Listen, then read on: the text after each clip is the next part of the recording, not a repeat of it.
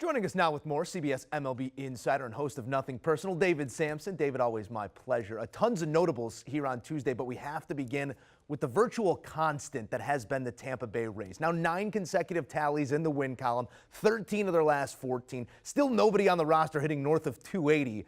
Explain to me what's going on right now in Tampa. Is it the fluorescent lights at the Trop, or is there something more concrete you point to? I think it's the Devil Rays swimming in the pool at the Trop. No, I've told you before on the Q, the Rays have the best front office in baseball, the smartest organization in baseball. Never make trades with them. When they traded away Blake Snell, everyone said the Padres are going to run away with it, and what are the Rays going to do? The Rays let Morton go, who's pitching for the Braves now, and guess what? The Rays just keep winning. Their players play multiple positions. They're more interested in players who are flexible, who can play anywhere on the field. They're not concerned with names. They're not concerned with emotion. They're concerned with winning, and that's what they do.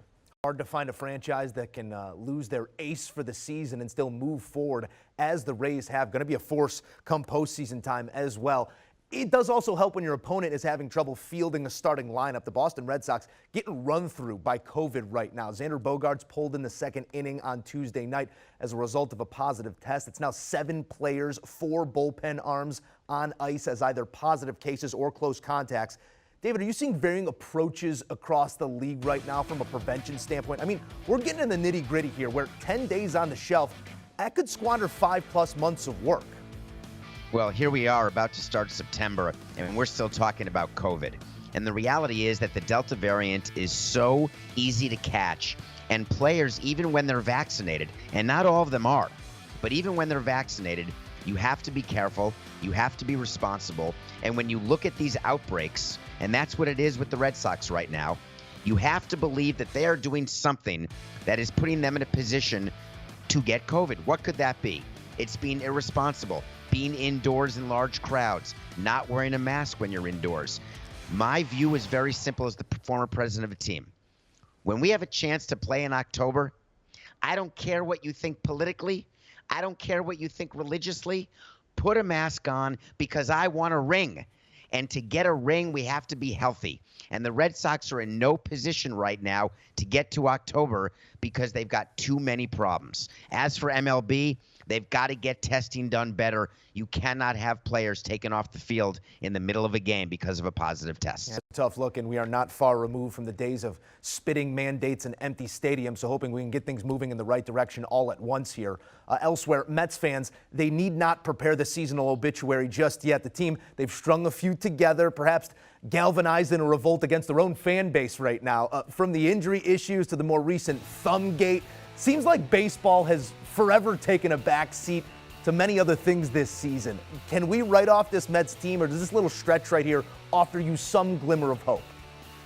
You mean this little stretch by sweeping the Marlins, who are going to lose 100 games? Is that what you're talking about? Are you talking to our guy Scott and thinking that the Mets are somehow going to make it into the postseason? The Mets season's over. Steve Cohen better take a look at his organization and figure out what he's going to do. Either he's going to start acting differently, or he's going to continue the losing ways. And to act differently, you've got to bring someone in to run that organization who's going to run it quite a bit differently than it's being run right now. You're going to need a new manager, a new general manager, a new president of baseball operations, and you're going to have to start paying attention to little things. And the Mets don't pay attention to little things. This thumbs up, thumbs down stuff, that's the least of the Mets' problems. They've got pitching issues. They've got offense issues. They have defense issues. They have special teams issues. Other than that, they're ready to win. Super producer Scott Riley, always looking for a reason to smile.